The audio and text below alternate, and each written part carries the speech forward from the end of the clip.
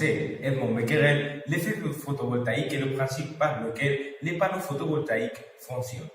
Tout d'abord, de quoi sont-ils formés ces panneaux?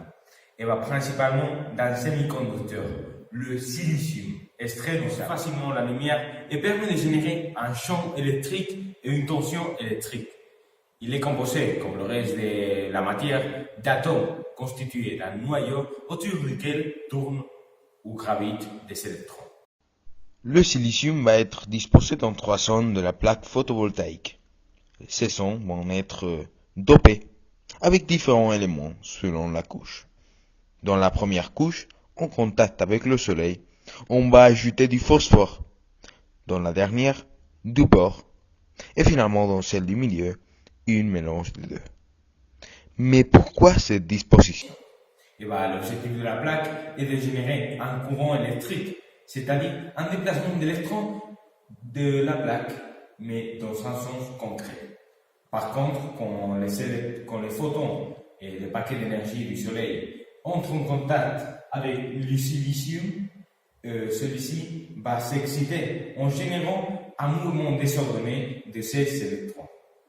Il faut donc trouver une manière pour canaliser ces électrons. Pour cette raison, le dopage est nécessaire. L'atome de phosphore a 5 électrons dans sa couche extérieure, celui du bore 3 et celui du silicium 4. Avec la disposition mentionnée, on peut constater qu'il y a plus d'électrons dans la première couche que dans la dernière couche. C'est comme une pile avec une borne négative et une borne positive.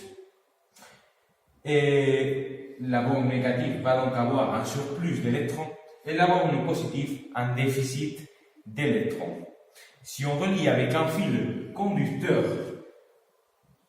la première couche avec la dernière, cela va générer un courant électrique puisque les électrons excités vont se déplacer vers la couche de bord. Lors du trajet des électrons de phosphore vers la couche avec le bore, l'électricité peut être stockée dans une batterie. Le procès va seulement s'arrêter lorsque les panneaux ne reçoivent plus de lumière solaire.